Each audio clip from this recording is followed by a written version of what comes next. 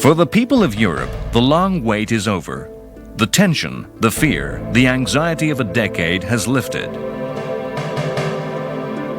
The pace of history had accelerated in the last year, taking the continent on a roller coaster ride of emotions.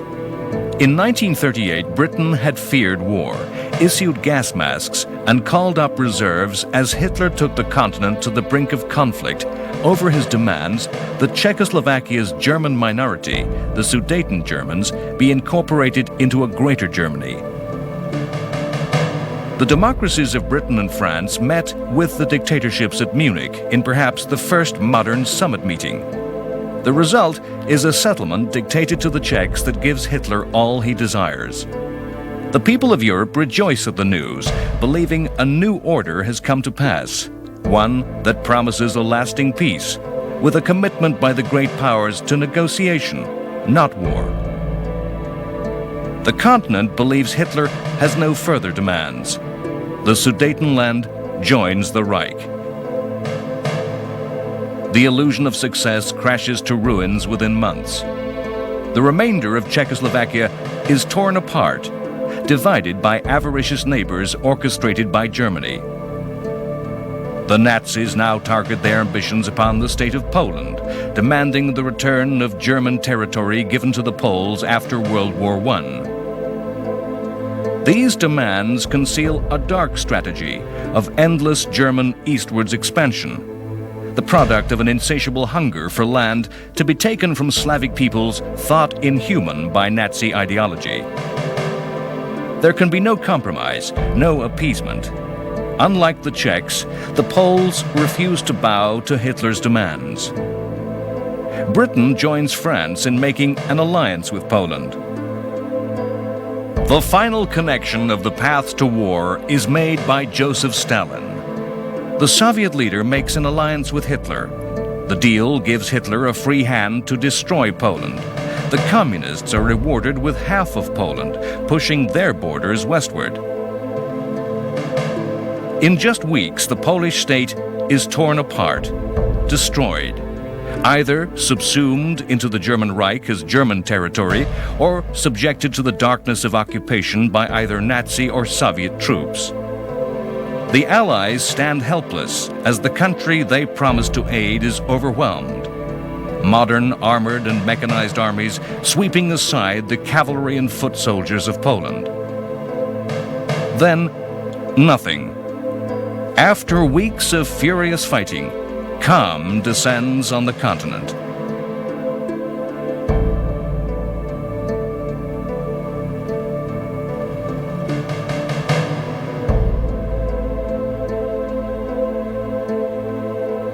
The time that followed the destruction of Poland in just 5 weeks of frenetic activity came to be called the Phony War, the war that wasn't really happening. Now imagine me in the Maginot Line, sitting on the mine in the Maginot Line. Now it's turned out nice again, the army life is fine.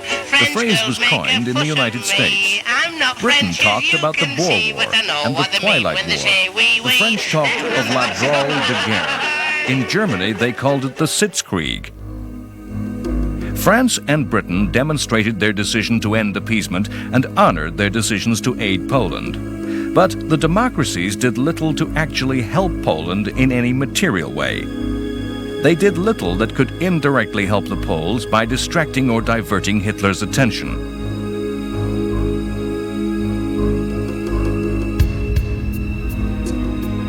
France's commander-in-chief, Gamelin, saw the war only in terms of defending France, repulsing a German attack. This mentality spread down throughout the French army. No attempt was made by France's heavy artillery to shell German industrial towns, which were well within range.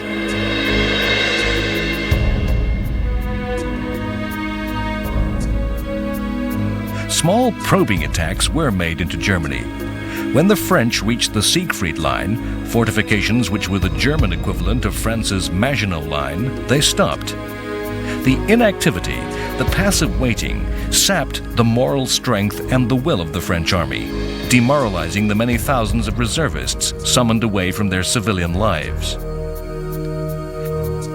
Britain proved equally reluctant to engage the Germans.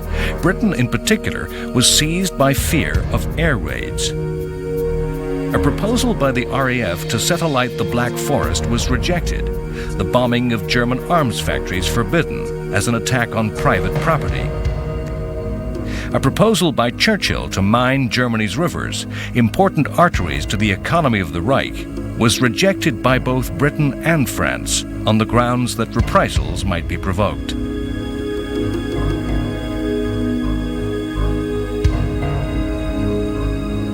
The first death of a British soldier did not occur until December 1939. This was in severe contrast to World War I, when, in the same time, 50,000 British servicemen had died.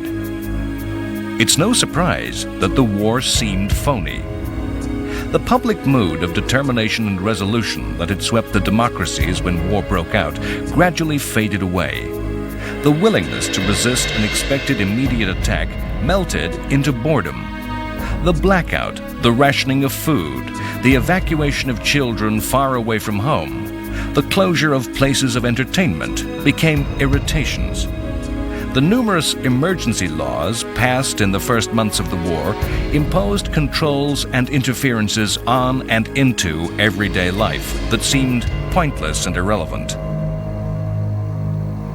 It was not just Allied passivity that created the phony war. The Germans were in no great haste to raise the pace of the action. They sought to consolidate their gains in Poland. Some German generals thought the army not ready for war and hoped, as many did in Britain and France, that the war might wither away and a peaceful compromise emerge if neither side upset the other. Perhaps another reason for the phony war is the simple fact that the weather of that winter was some of the most severe in living memory.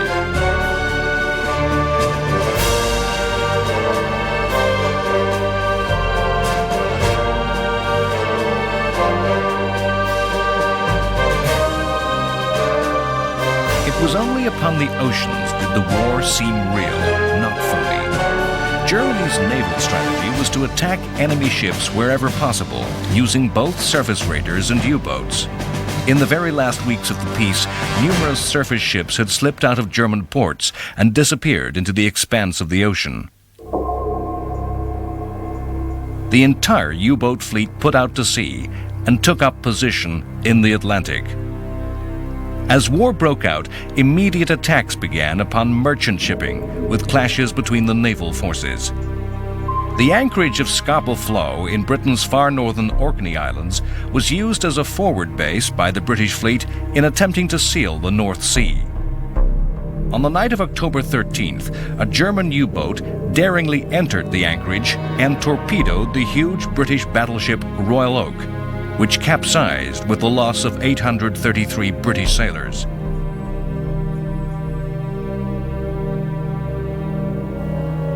In the coming war, the U-boat and the aircraft carrier would become the dominant weapons of naval warfare. But the first encounters of the war at sea involved surface action.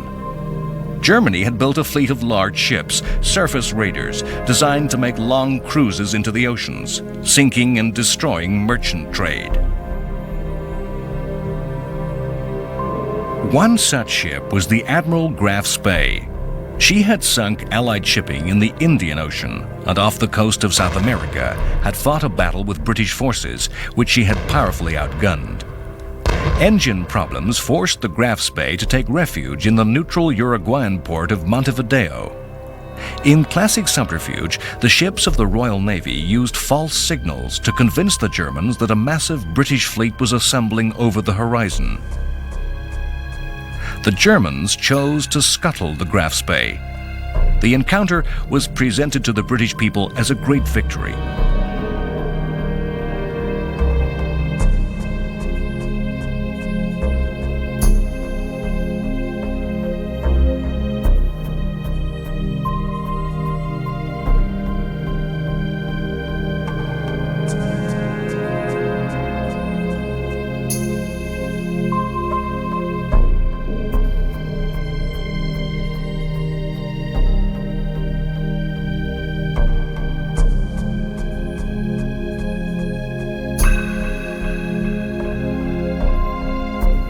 Graf Spee had taken many British prisoners and transferred these to her supply ship, the Altmark.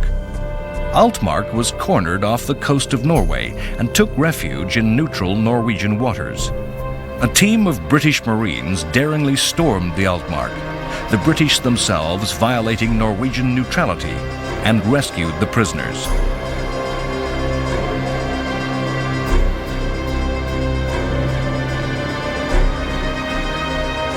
Britain had learned some of the lessons of World War I and immediately introduced convoys against U-boat attack, resources restricting the extent to which escorts could be provided.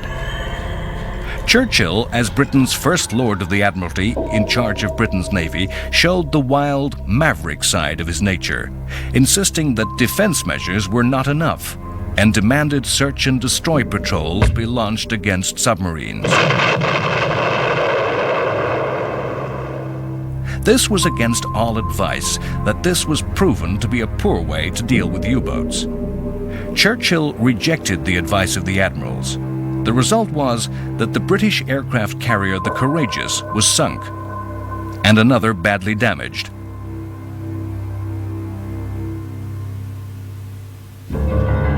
War was being fought on land, in Europe, in the forests of Finland.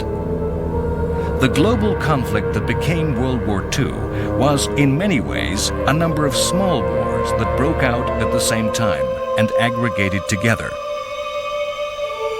One such conflict was that fought between Finland and the Soviet Union.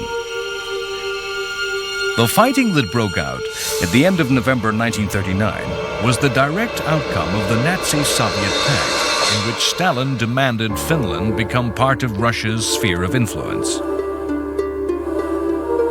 The fighting was a result of Finland's rejection of Stalin's demands that their shared frontier be moved further into Finland and that Finnish islands be given to the Soviet Union. The Russians feared invasion and wanted to push their borders further west, as they had done in Poland. Stalin was prepared to offer compromise, but the Finns saw the USSR as an implacable enemy and believed that concession would only bring further Soviet demands.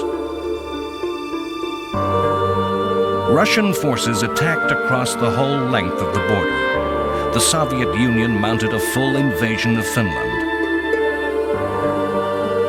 The Russian soldiers were told that Finnish workers would rise to welcome them as liberators from capitalism. The Finnish army was small and poorly equipped in nearly every aspect. However, its troops had been intensively trained to operate in their native forest terrain, to operate in the dense woods of summer and the depths of winter snows. What's more, the Finnish soldiers were motivated by a fierce and determined patriotism.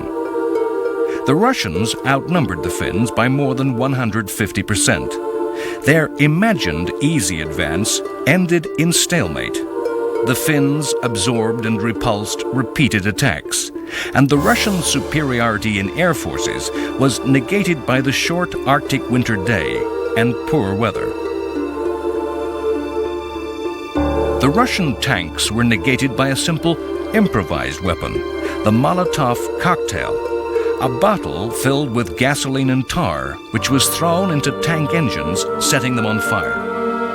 The communist tactics were naive, separating their tanks from their infantry. The Russian armor was hunted down amongst the forests by Finnish infantry on skis.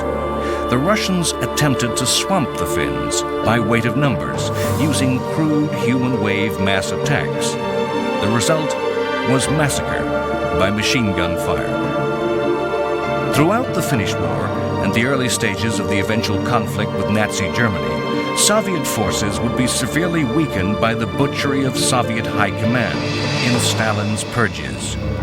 The communist dictator destroyed the leadership of his army through a paranoid fear of plots and planned coup d'etat. Incredibly, the Russian forces had no white winter camouflage or winter survival skills and simply froze to death through the absence of winter clothing.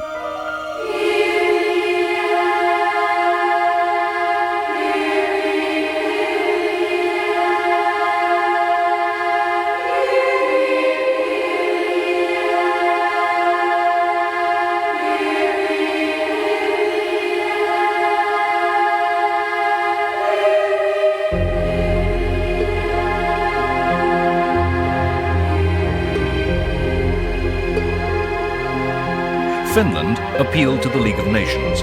In its last major intervention in world affairs, the League proved as impotent as ever to prevent the war. The USSR was expelled from the League, and all member states urged to support the Finns. With Germany supporting the Soviet Union, such help the world could give Finland had to pass through Norway. So tortuous was this route, the Finns had to fight alone and unaided. As 1939 passed into 1940, the Finns turned to the counterattack and won a series of stunning victories against the Soviets. Whole divisions of communist infantry surrendered, and vast numbers of heavy weapons were captured and turned on the Russians.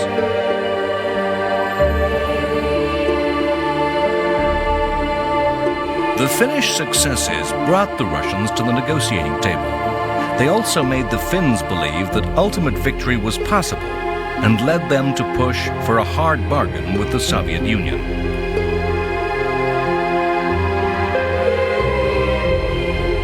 These tactical successes were a distracting illusion from the true strategic position, that Finland would, in the long run, be crushed by the sheer weight of her larger neighbor.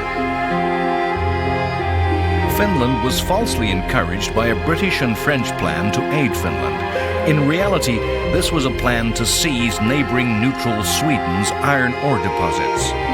The Finns judged that it was not a serious offer that Britain and France would really carry through. In the time being, as the negotiations persisted, the Soviet army reorganized and mounted new, heavier attacks. The Finnish army could take no more, and in the end crumbled. Early in March 1940, the Finns signed an armistice with the Soviets in Moscow. The USSR could have pushed on to total victory and occupied the whole of Finland, installing a puppet communist government. Yet they did not. They accepted territory, more than they originally demanded, but still leaving Finland's democratic institutions and the bulk of her territory intact. It may be that the Soviet Union wished to avoid war with Britain and France, and wished for freedom to negotiate in the new Europe. In fighting Finland, the Soviet Union lost more than 200,000 men to the Finns' 25,000. The Red Army lost credibility, and its final success was ignored by the world. The war drove Finland, a democratic nation, a natural ally of Britain and France, into the arms of Hitler. As soon as the peace between Russia and Finland was concluded, secret approaches were made by the Nazis, who saw Finland to be an ally in the coming final conflict, a war of destiny to destroy Soviet communism. Germany supplied Finland with new modern equipment, and the Finns rebuilt a modern army and planned for revenge against Russia.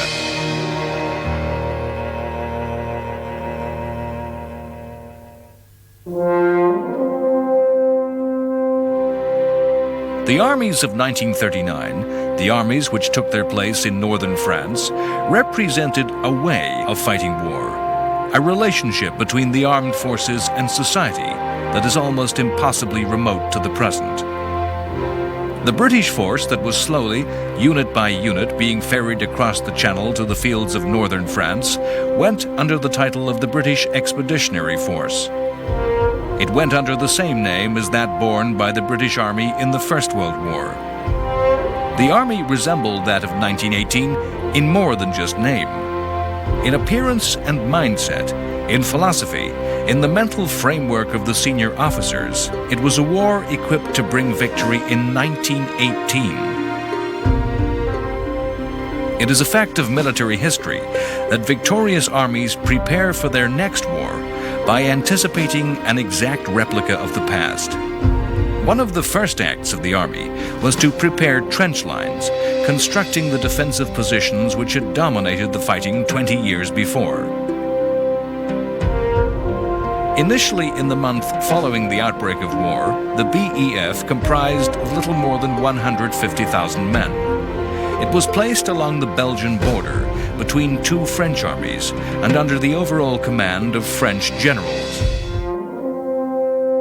In addition, an expeditionary air force was created by the RAF. This had just under 10,000 men, with 12 squadrons of aircraft. This BEF was modern in that it was motorized. Its troops traveled on trucks, not marched on their feet. Its heavy artillery, the big guns, weren't towed by horses. They were mechanized. But the BEF was not an offensive force that could carry the war to Germany. Its strength was diluted, not concentrated into specialized armored units, as had been so powerfully demonstrated by the Germans in Poland. It lacked adequate communications. It was poorly trained. The air component was weak and not integrated to supply any real support for the army.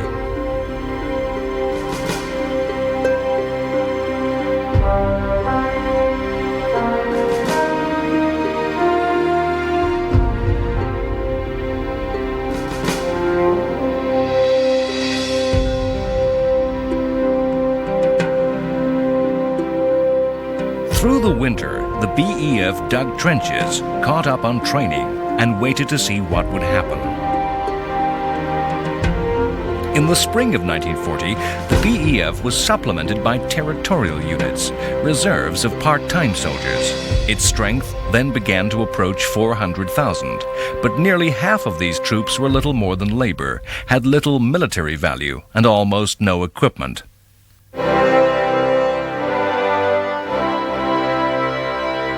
The BEF conformed to the traditional pattern of what Britain expected of its soldiers. Traditionally, the British Army was small and used to police less technically sophisticated civilizations within the worldwide empire. A small number of disciplined soldiers with technically advanced weapons were able to control large subject populations. The soldiers that manned this army were by tradition professionals, seeing soldiery as a job rather than a patriotic duty.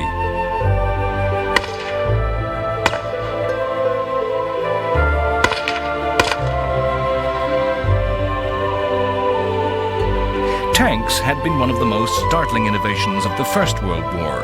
They had developed from agricultural tractors as armored vehicles to cross the morass of no man's land into the hail of machine gun fire that had made conventional charges by infantry with bayonet and by cavalry with sword or lance bloody killing grounds. Tanks had played significant roles in the great victories of the British in 1918. But amidst the confusion of the war, to read the true potential of the weapon required a leap of imagination that was made difficult by the Allied victory.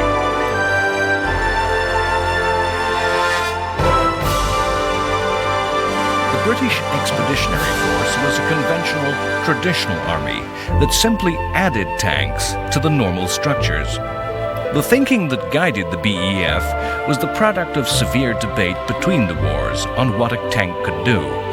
Those who argued for all armored formations as adopted by Germany were sidelined and defeated. So the BEF was an army where infantry fought on foot, guns were towed to battle and dug in for set-piece bombardments, and cavalry, although now in armored vehicles, used lightly armored vehicles that would enable them to fulfill the cavalry's role of scouting and pursuit of defeated infantry. Tanks were attached to the infantry to allow foot soldiers to cross no man's land. The British Army traditionally was small and professional. France had a different relationship between soldier and state. The tradition of the citizen in arms that dated back to the Revolution remained.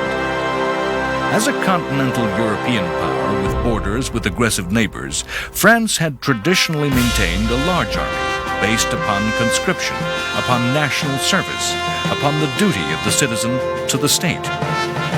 Once again, in 1939, their army had been called up, reservists mobilized. It was a massive force of nearly 3 million that stood alongside the British Army.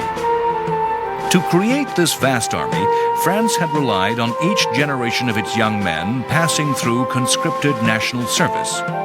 The bulk of these vast numbers of reservists were placed in the uniform with just a single year's training, as much as 10 or 15 years previously. In terms of military thinking, the French had failed to learn the lessons of World War I, as had the British.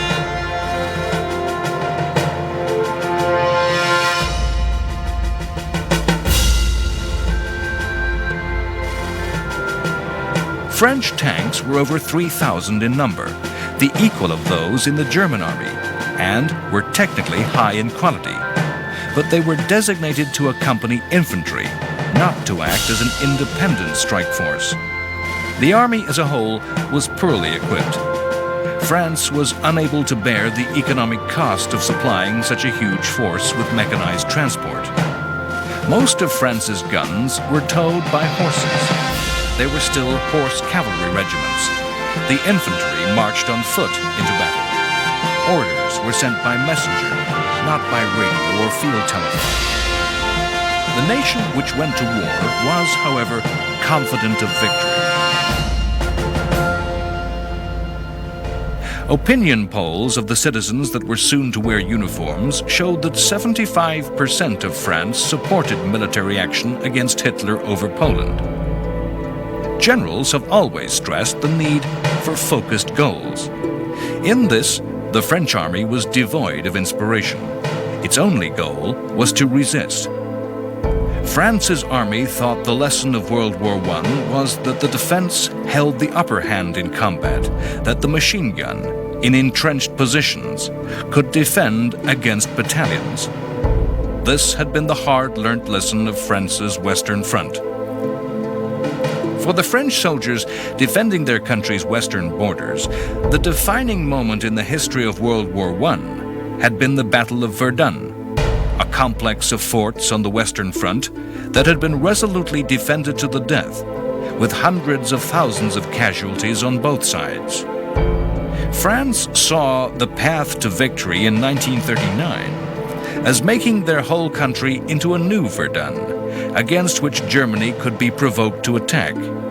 Attacks which would break against the fortress walls so decisively that German strength would be destroyed. This tactic produced the Maginot Line of forts, a fantastic complex of defenses.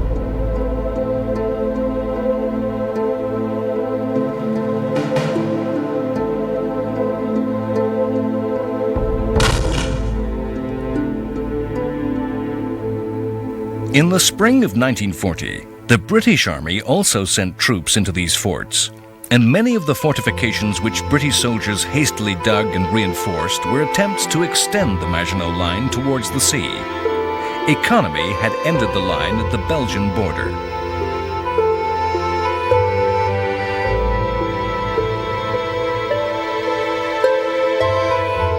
Britain and France were both centers of large worldwide empires, and often the soldiers both countries deployed were troops from those empires. Indian troops were to be seen in the fields of France as part of the British Army. France deployed many troops from its Army of Africa.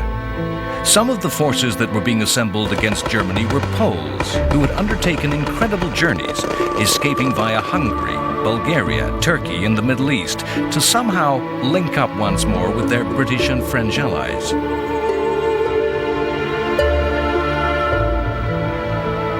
A definitive mission of the Phony War were the raids which the British and French air forces did mount against Germany. These were raids of leaflets. In the early months of the war, Britain in particular clung to the belief that Germany might still be persuaded to listen to reason and negotiate a peace. For several months, the Royal Air Force scattered leaflets all over Western Germany, setting out a logical, reasoned case against Nazi expansion into Europe.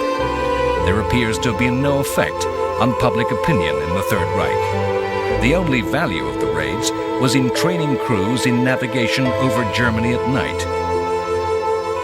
Neither German, British, nor French air forces sought combat during the Phony War. Attacks were made on shipping, and photographic reconnaissance was made.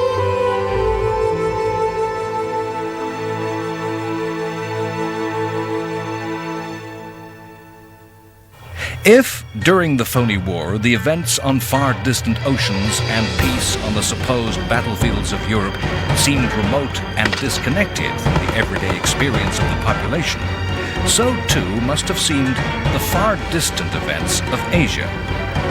Few Europeans may have given much thought to the vicious war that was being fought in China by the army of the Empire of Japan.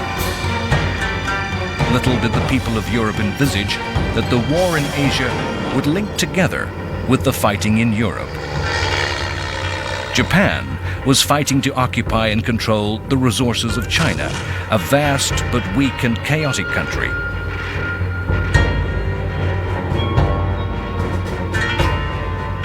Japan sought to eventually replace the European powers as the imperial master in Asia.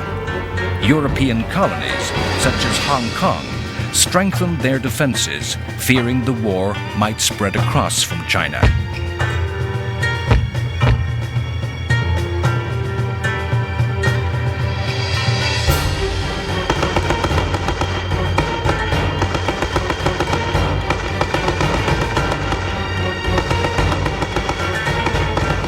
That war was itself a complex tangle of wars, a conflict within conflicts. China fought Japan, but within that war, two Chinas fought Japan. The nationalists, the official government of China, and the communists, the alternative government. Within this war, the nationalists and communists continued their own civil war. Japan pioneered the strategy of extending the war to the whole of the enemy, both civilian and soldier alike. A series of brutal campaigns from the air and the ground massacred innocent civilians to intimidate and cow the Chinese population.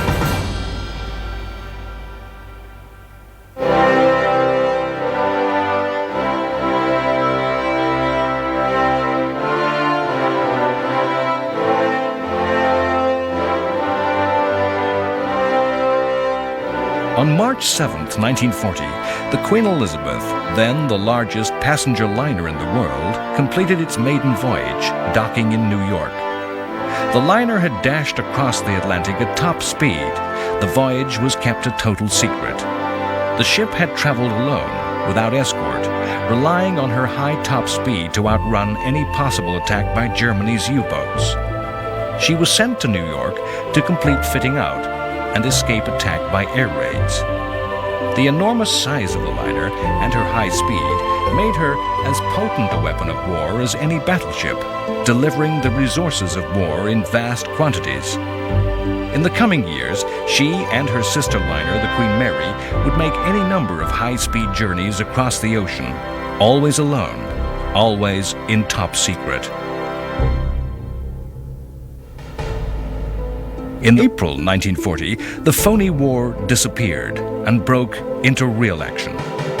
Germany mounted an invasion of the neutral Scandinavian country of Norway. Hitler saw Norway as a weak northern flank. The remote port of Narvik in the far north of Norway was the outlet for Swedish iron ore, essential for the German war effort. During the Finnish-Russian War, France and Britain had planned to seize the port and deny it to German shipping on the pretext that they were aiding the Finnish fight against Russia. This scheme was abandoned after the Finnish collapse against the Soviets. Germany's war effort was largely economically self-sufficient and did not depend on international trade. For those resources which Germany did not possess, rubber and oil, advanced technology had found exact substitutes which could be created from coal. One of the few materials which Germany needed to import for its armament industry was ore with which to produce the highest grade steels. These had to be obtained from Scandinavia, actually from the neutral country of Sweden, but via the equally neutral Norway.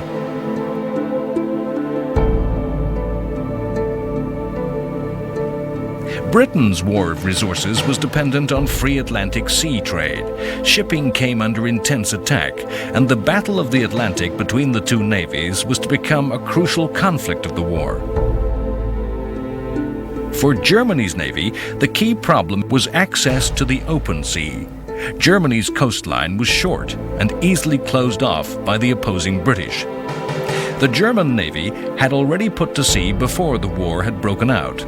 Now, as the conflict extended, the key resource for the German Navy was to gain further coastline from which to base U-boats and surface raiders. The coast of Norway, with its fjords and deep inlets, provided a series of harbors and bases to the Germans that would enable them to threaten merchant shipping and evade the efforts of the Royal Navy to counterattack. Norway and Sweden were countries walking the tightrope of neutrality. In a war which depended on internationally traded materials, it would be increasingly difficult to remain neutral and have neutrality respected. If Germany violated Norwegian neutrality, so did Britain and France.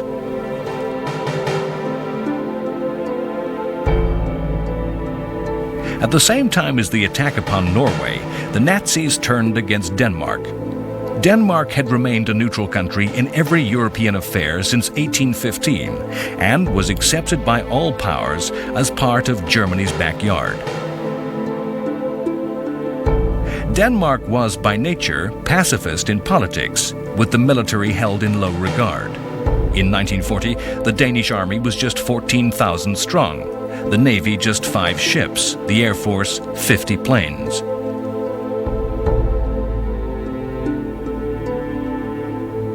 The invasion of Denmark began at 4:15 a.m. on the morning of April 9th. The Danish government capitulated just 1 hour and 45 minutes later.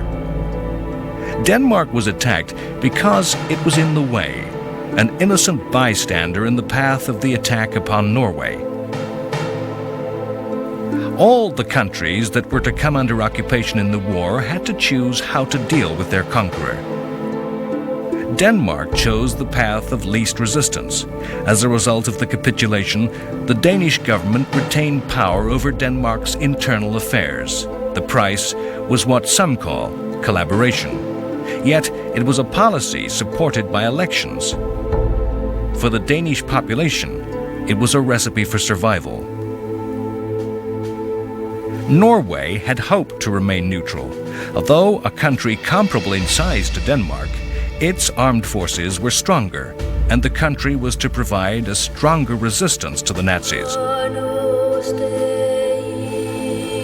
Norway had its own Nazi party, and its leader Vidkun Quisling was installed by the Germans as president of the occupied Norway.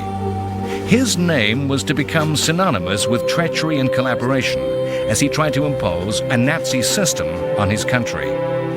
As the Germans mounted their invasion, their troops embarked, their aircraft and ships fueled and armed.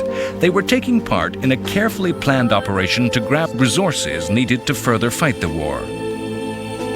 History conceals from us the confusion endured by both sides in 1940. If there is a lesson of military history, it's the way in which the most extensively planned operations simply do not turn out as planned. The fighting in Norway became caught up in just such confusion. As the German forces sailed up the coast, they encountered British forces, not a defense.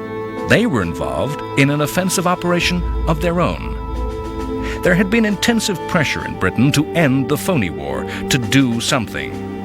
Britain and France had decided, unbeknownst to Germany, to lay mines in Norway's coastal waters. The aim was to force German shipping out from Norway's neutral waters into the open sea, where they could become victim to British destroyers and submarines. The mining operation ran into the German invasion. Hastily, the British revived the plan to occupy Norway.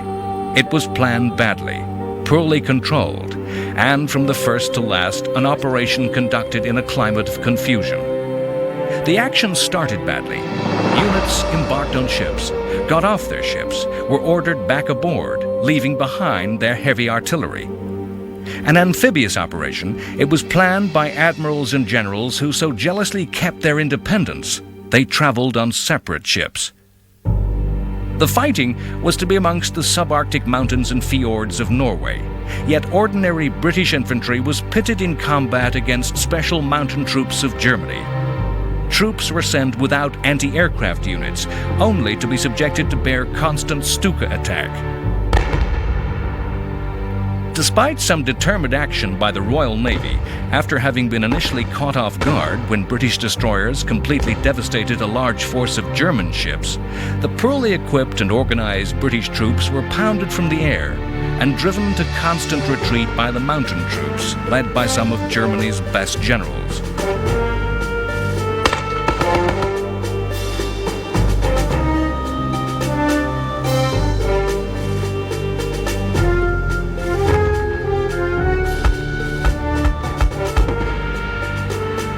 After just 2 weeks of fighting, the Germans were in complete control of the south of Norway, and British and French troops were undertaking the first of what were to be a series of desperate evacuations by sea.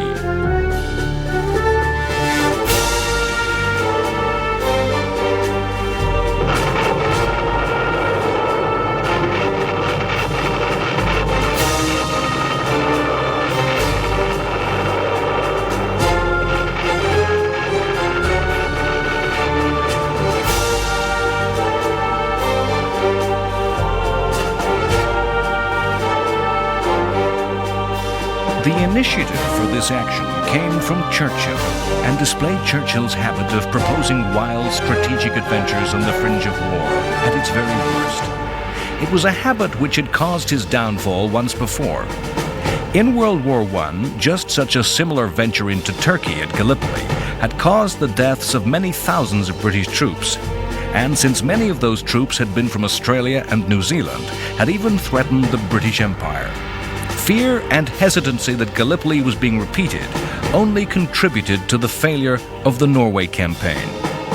The combination of the utter surprise which the Germans managed to effect and the chaotic organization of the British and French forces meant that just such a fate may have again awaited Churchill. Instead, the events in Norway were to project Churchill to the height of power. That a disaster that might have consigned Churchill to the footnotes of history catapulted him to a paramount position proves such a thing as destiny exists. The timeline of the war is a complex weave of events, of cause and effect tangled together. Already, elsewhere in Europe, the war shifted into a higher gear. A picture was being drawn upon a bigger canvas as the German invasion of France and the Low Countries began. Yet, in Britain, the chain of cause and effect that spread from the Norway campaign was still to play out. The government had been led by Neville Chamberlain.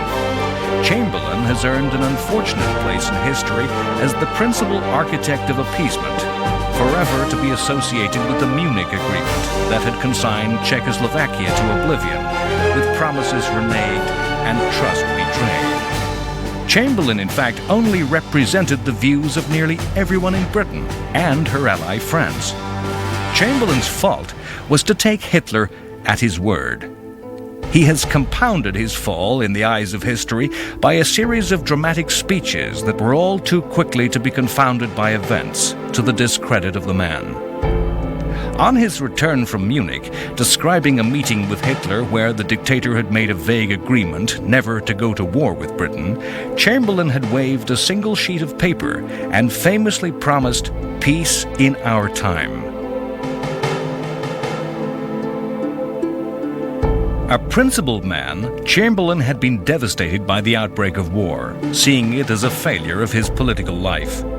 The conduct of the war, its phony nature, was as much a product of Chamberlain's clinging to a desire that somehow a peace might be grabbed, even at that late stage.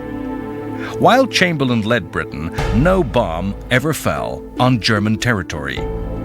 After 6 months of the phony war, on April 6th, as the Germans were leading their invasion fleet for Norway, Chamberlain had made a speech where he famously declared, "Hitler has missed the bus." Chamberlain confidently predicted victory, arguing that Hitler had failed to act while Britain and France were still arming for war. Once again, Chamberlain's words were soon to be ridiculed by events as the war began for real. A debate in Britain's House of Commons was called to discuss the Norwegian campaign.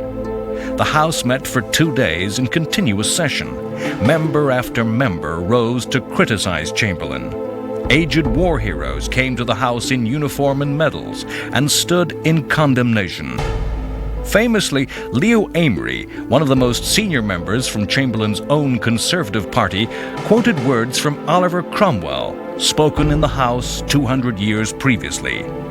Pointing at Chamberlain, he said, "You have sat too long for any good you have been doing. Depart, I say, and let us have done with you. In the name of God, go." A vote followed. Chamberlain's party deserted him, and the government's majority of 200 was cut to 81. The result stunned Chamberlain, and, visibly shaken, he left the house with chants of "Go, go, go," resounding in the chamber.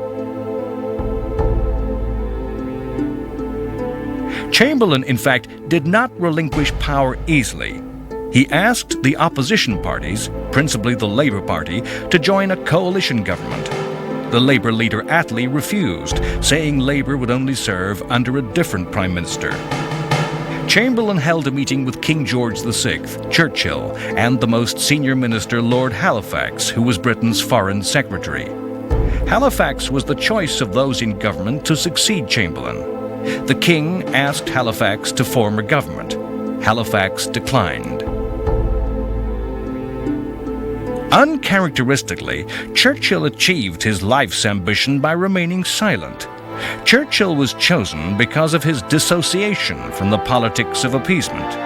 He alone, of politicians outside the central establishment of British politics, had an arsenal of political and strategic creativity, coupled with instinctive, innate, and powerful talent for the game of war. He himself later remarked on his taking office, "I thought I knew a great deal about it all, and I was sure I should not fail."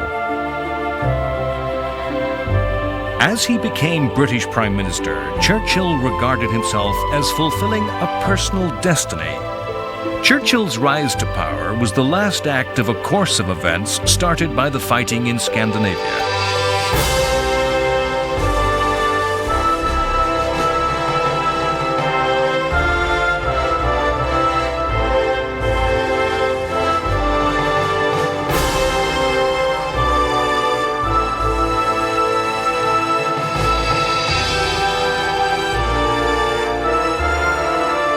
One of Churchill's acts in those first days of office displayed a wise prescience.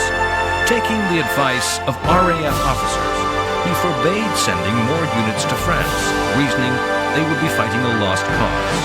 These planes had a place in another battle, the Battle of Britain, that was to follow. Churchill was a natural leader, a natural strategist, but in those first days he was incapable of influencing events. Already, history was swirling about Britain, her leader, and her people. History which was already swamping Britain's French allies under an avalanche of war. Next time, on World War II, The Complete History. The population of Europe comes to yearn for the years of the phony war, as all expectations of victory, all predictions of how things will be, are wiped away in weeks. As the German success in Poland is repeated and magnified by a new, ever greater blitzkrieg of armored war. The Maginot Line is bypassed, and the British and French armies are drawn into a simple German trap, cut off, surrounded, with their backs to the sea.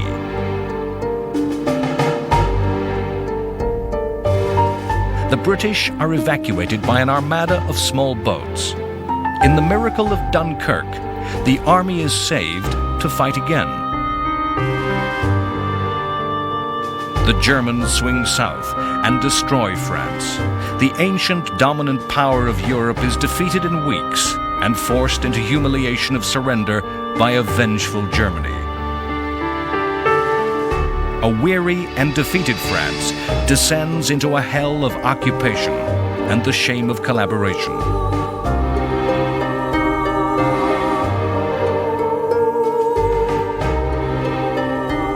Britain now stands in its direst hour, alone, weak, separated by only 20 miles of sea from her Nazi enemy.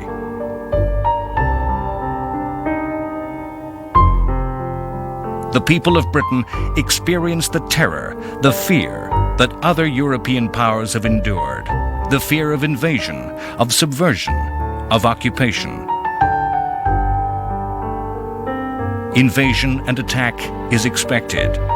Every desperate reserve of improvised defense is deployed. Hitler offers peace once more. The reply from Churchill is of pure defiance. To fight on the beaches, to fight on the streets, to never surrender.